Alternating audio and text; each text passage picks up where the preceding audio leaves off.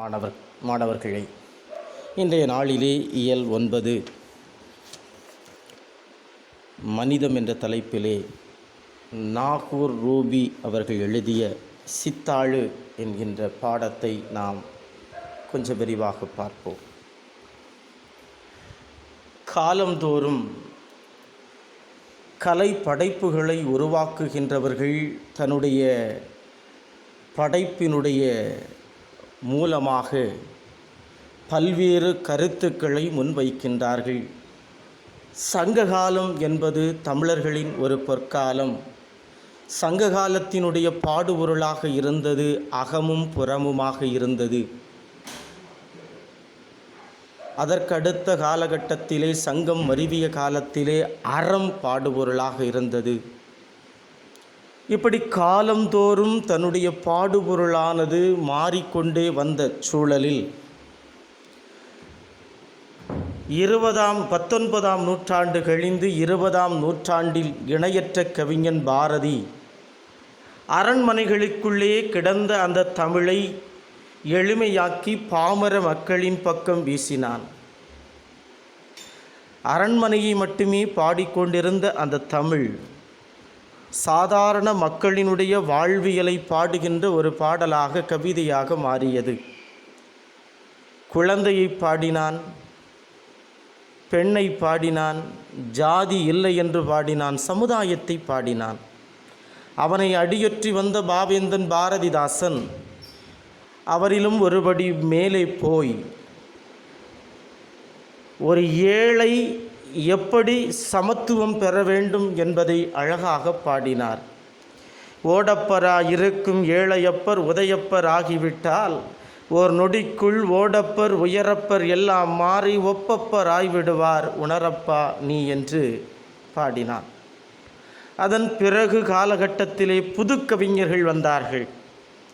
எழுத்து, கணையாளி, கசடதபர போன்ற இதழ்களிலே தங்களுடைய கருத்துக்களை பதிய வைத்த புது கவிஞர்கள் தங்களுடைய பாடுபொருளாக சமுதாயத்தின் கடைக்கோடியில் இருந்த ஏழை எளிய மக்களை பாடுபொருளாக கொண்டார்கள்.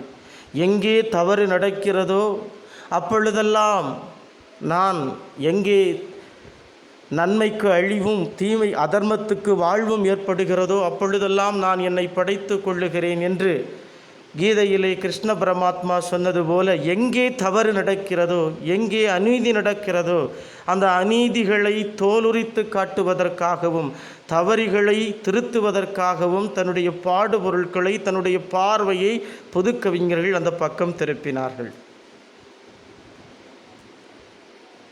சாதாரண ஏழை குடிமக்களை தலைமக்களாக கொண்டு சிலப்பதிகாரம் தந்த இளங்கோவடிகள் குடிமக்கள்தான், ஆனால் வசதி கூடினவர்கள். ஆனால் இன்றைய நாளிலே நாம் பாடமாக பார்க்க இருக்கின்ற இந்த சித்தாளு என்கின்ற பெண், உங்களுக்கு தெரியும் சித்தாளு எப்படிப்பட்டவள். நீங்களெல்லாம் சென்னைக்கு சென்றிருப்பீர்கள் அல்லது திரைப்படங்களிலே பார்த்திருப்பீர்கள். வான் உயர்ந்த கட்டடங்கள், 110 மாடி அடுக்குமாடி கட்டிடங்கள் கொண்ட அந்த இரட்டை கோபுரங்களை 2001 என்று நினைக்கிறேன் அந்த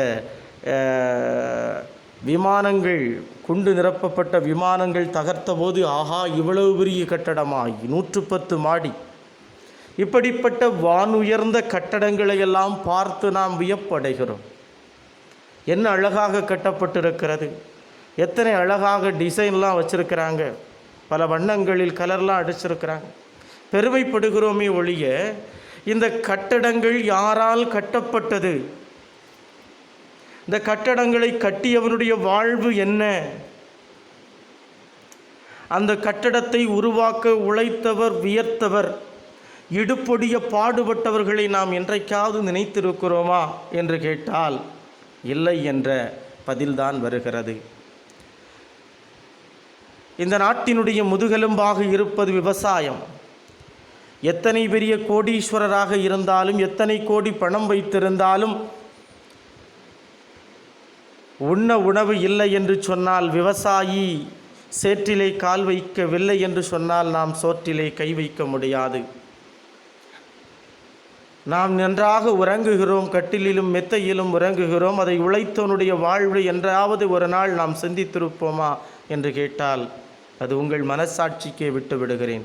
இப்படி உழைத்தவர்களையும் உழைப்பவர்களையும் விட்டுவிட்டு ஒய்யாரமாக வசதியாக வாழ்பவர்களை நாம் நினைத்து கொண்டிருக்கிறோம்.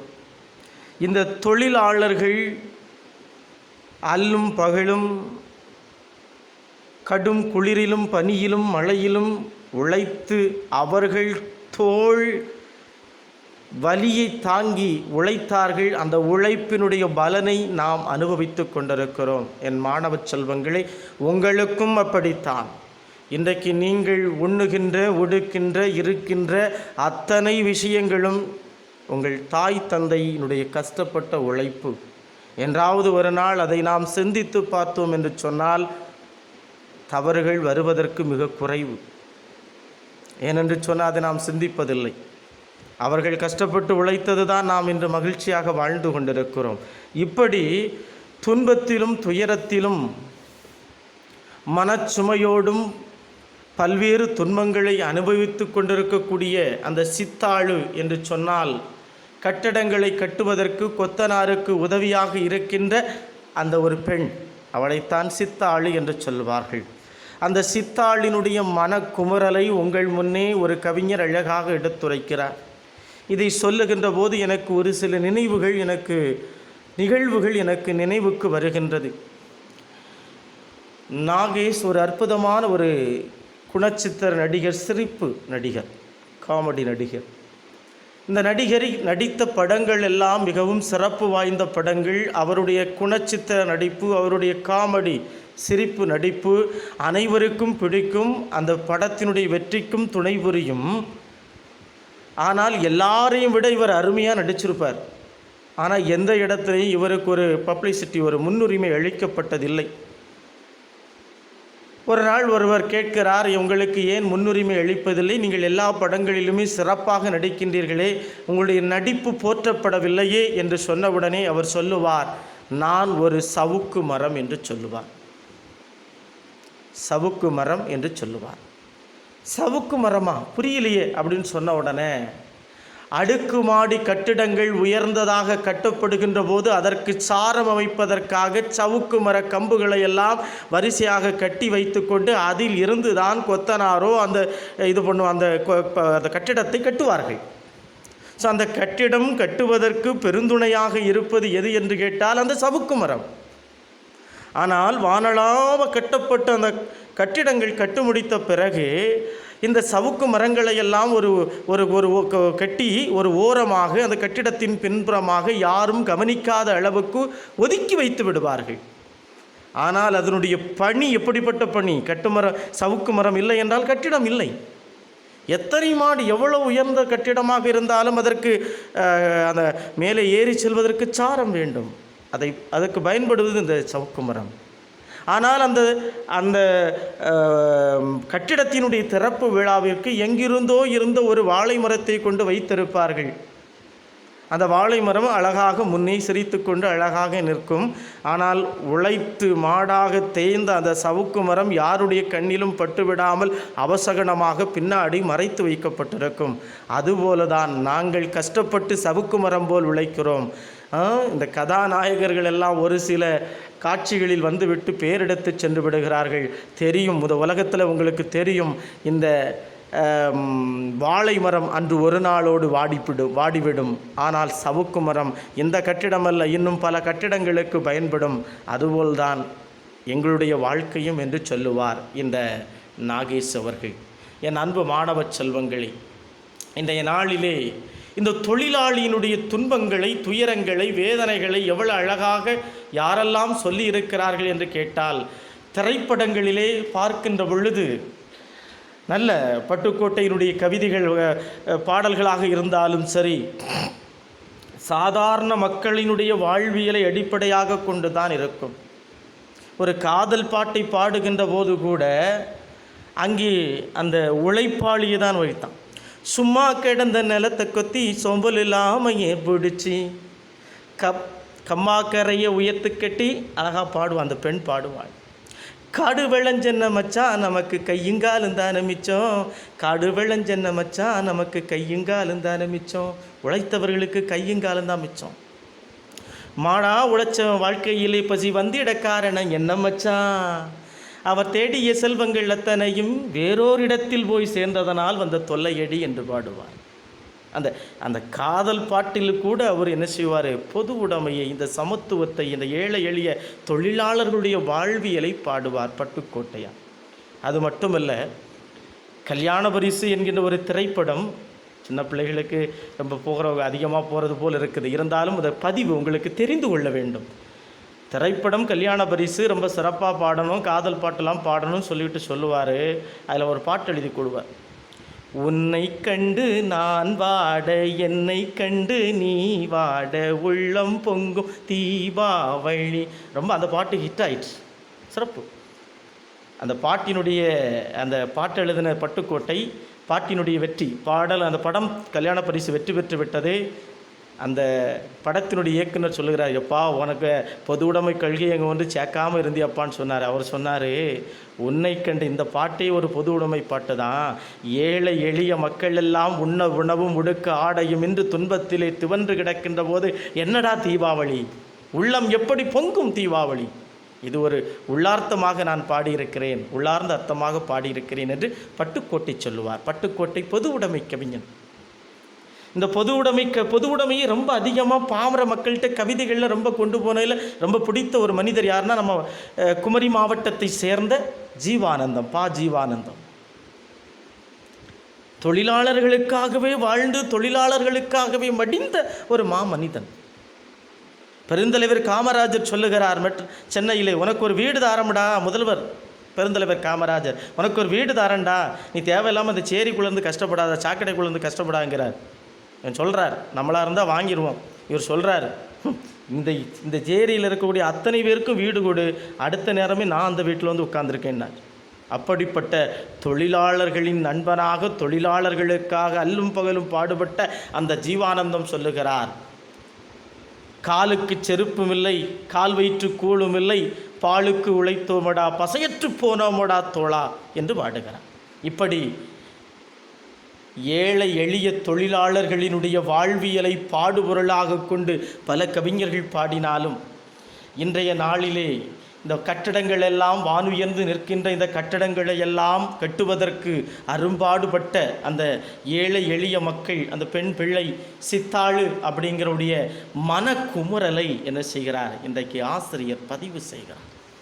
எவ்வளோ பெரிய கட்டடம், அண்ணாந்து பார்க்கின்ற மாளிகை கட்டி, அதன் அருகினிலே ஒரு ஓலை குடிசையும் கட்டி, பொன்னான உலகென்று பெயரும் வைத்தார், இந்த ஊரு சிரிக்கும், இந்த நாடு சிரிக்கும் என்று ஒரு கவிஞன் பாடுவார்.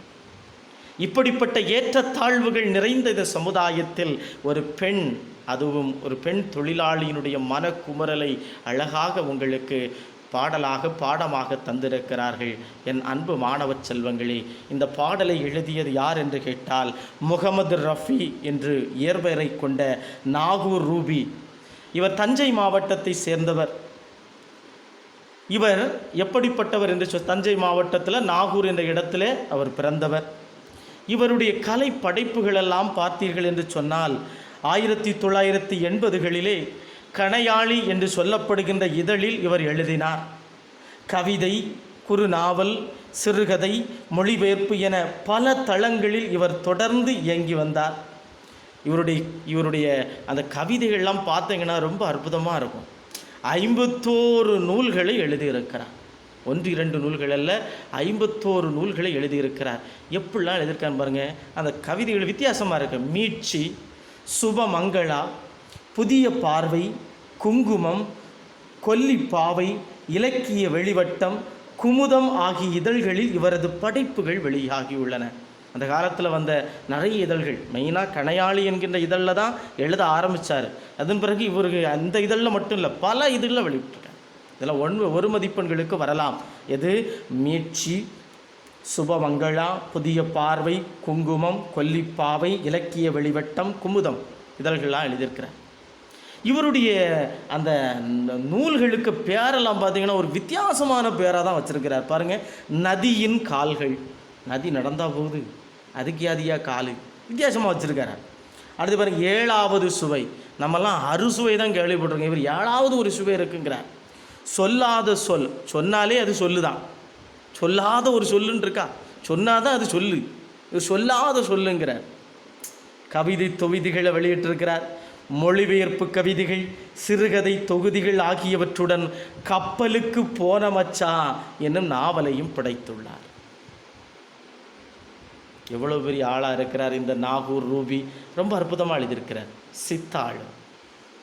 இந்த சித்தாள் என்பவள் அந்த அந்த எடுத்து வைக்கின்ற கற்களையெல்லாம் செங்கற்களையெல்லாம் தலையிலே சுமந்து கொண்டு 110 மாடியாக இருந்தாலும் அவள் என்ன செய்வாள்? ஏறி ஏறி ஏறி கொண்டே போவாள். உள்ளையிலே இன்னைக்கு பெண் அடிமைத்தனம் என்பது மிகவும் குறைந்து விட்டது.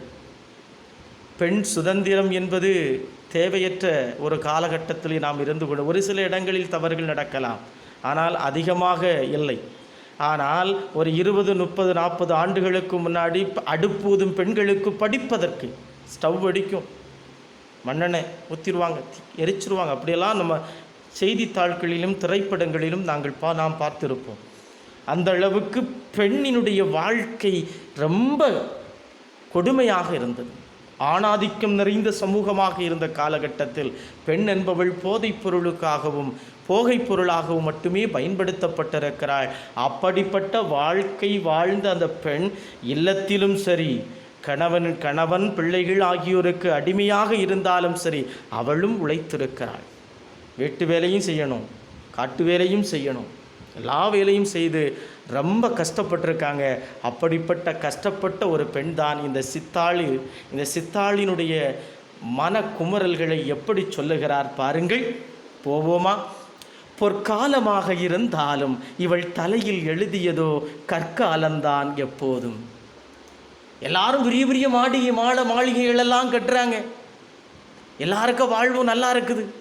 எவ்வளோ பெரிய வாழ்வு. இப்போ ஒரு சித்தாள் வேலைக்கு போகிறாங்க, ஒரு பில்டிங் கட்டுறாங்க. பாவப்பட்டவனா கட்டிடங்கள் கட்டுவான், வீடு கட்டுவான், பெருசாக காசு இருக்கவன் தானே வீடு கட்டுவான். அவனுக்கு பொற்காலம், கட்டிடங்கள் கட்டுகிறவனுக்கு பொற்காலம். பொற்காலமாக இருந்தாலும் இவள் தலையில் எழுதியதோ கற்காலந்தான் எப்போது. இவள் இந்த கல்லை சுமந்தால்தான் இவளுக்கு வாழ்வு. இவள் இந்த கல்லை சுமக்கவில்லை என்று சொன்னால் இவளுக்கு வாழ்வு இல்லை. அதனால்தான் கவிஞர் அழகாக சொல்லுகிறார், பொற்காலமாக இருந்தாலும் இவளுடைய வாழ்வு எப்போதும் கற்காலந்தான். அடுத்து பாருங்க, தொலைந்ததே வாழ்வு என தலையில் கை வைத்து புலம்புவார் பூமியிலே, தன் வாழ்வு தொலைக்காமல் தற்காத்து வைப்பதற்காய் தலையில் கை வைக்கிறாள் இவள். பல பேருக்கு கொஞ்சம் கஷ்டம் வந்துட்டாவோ, என் வாழ்க்கையே தொலைஞ்சின்னு தலையில் கையை வச்சிருவோம். ஐயோ, என் வாழ்க்கையே முடிஞ்சிட்டு, என் தலைவிதியே முடிஞ்சிட்டு, எல்லாம் நான் ஒரு நாசமாக போயிட்டுன்னு ஒரு கரையில் முக்காலில் ஒரு முக்கில் போய் உட்காந்துருவான். தலை வச்சுட்டு தலையில் கை வச்சுட்டு உட்காந்துருவான். ஆனால் இந்த சித்தாள் என்கின்ற பெண் என்ன செய்கிறா? தன் வாழ்வு தொலைக்காமல் இருப்பதற்காக. அவள் வாழ்வு தொலைஞ்சு விடப்படாது. அவள் தலையில் கை வச்சுட்டு உட்காந்தானா வீட்டில் என்ன செஞ்சிடும்? அடுப்பில் யார் கை வைப்பா? அடுப்பு எரியாது, சாப்பாட்டுக்கு வழி இல்லை. தன் வாழ்வு தொலைக்காமல் தற்காத்து வைப்பதற்காய் தலையில் கை வைக்கிறாள் இவள். தலையிலே கை வைத்து செங்கலை சுமக்கிறாள், கற்களை சுமக்கிறாள் இவள். இவள் அழகாக சொல்லுகிறார் பாருங்க, வாழ்வில் தலைக்கணம் பிடித்தவர் உண்டு, தலைக்கணமே வாழ்வாக ஆகிப்போனது இவளுக்கு. எவ்வளோ கருத்தாளம் பாருங்க. வாழ்க்கையில் ஹெட்வெயிட் பிடிச்சி ஏன் முன்னாடிலாம் இருக்கு, இவெல்லாம் என்னப்பா பிச்சைக்காரன் அப்படிலாம் தலைக்கணம் பிடிச்சி அலைகிற மக்களுக்கு மத்தியில் எப்பொழுதுமே இவ தலையில் கனமாக தான் இருந்துகிட்டு இருக்கு. ஏன்னா எப்போதும் செங்கலை சுமந்து கொண்டே இருக்கிறார்.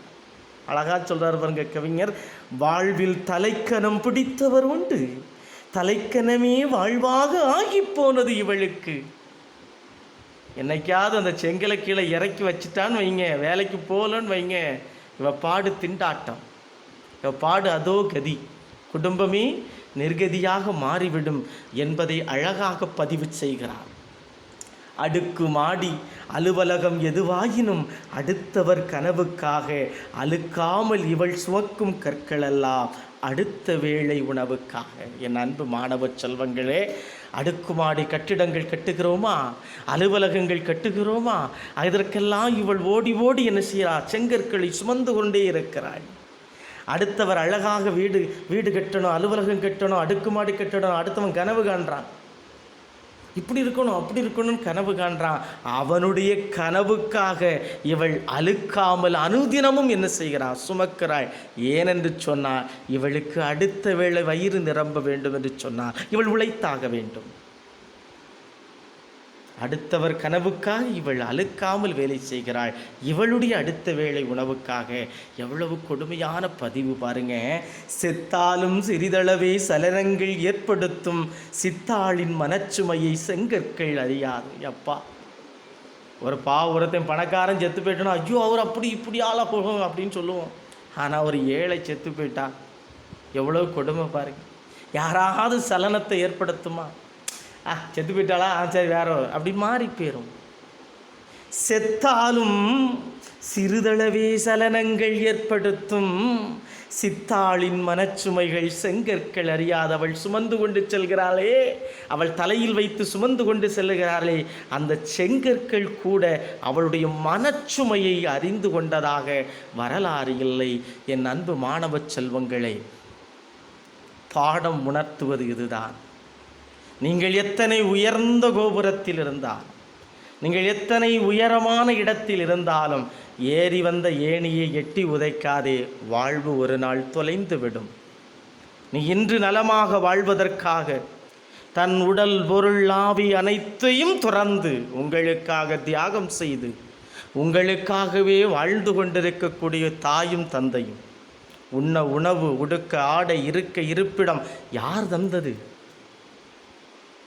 உங்களுக்காகவே, உங்கள் நல்வாழ்வுக்காகவே, நீங்கள் படித்து பட்டம் பெற வேண்டும் என்பதற்காகவே உங்களுக்காகவே உழைத்து கொண்டிருக்கக்கூடிய ஆசிரிய பெருமக்கள், இவர்களையெல்லாம், இவர்களுடைய மனச்சுமைகளையெல்லாம் நீங்கள் உணர்ந்து கொள்ள வேண்டும். தலையிலே தூக்கி உங்களை சுமப்பது எதற்காக? எங்கள் மனச்சுமைகளை, எங்கள் என்று சொன்னால் தாய், தந்தை, பெற்றோர், உற்றோர், உறவினர், ஆசிரியர், பெரியோர் ஆகியோருடைய மனச்சுமைகளை நீங்கள் உணர்ந்து அதற்காக செயல்பட வேண்டும். நீங்கள் உணர்ந்து கொள்ள வேண்டும் என்பதுதான் இந்த பாடத்தினுடைய நோக்கமாக இருக்கிறது. என் அன்பு மாணவ செல்வங்களே, நீங்கள் மனதால் உணர்ந்து, மனசை தான் இன்னொரு மனசு அறியும், ஒருவருடைய உள்ளத்தை இன்னொருடைய உள்ளம்தான் அறியும்.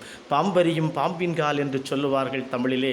அதுபோல எங்களுடைய உள்ளங்களை, பெற்றோருடைய உள்ளங்களை, உள்ள குமுறல்களை மாணவர்களாகி நீங்கள் உணர்ந்து கொண்டு அந்த மனச்சுமைகளை தீர்ப்பதற்குரிய வழிமுறைகளை நீங்கள் கையாள வேண்டும் என்று கூறி அடுத்த வகுப்பில் சந்திப்போம். நன்றி, வணக்கம்.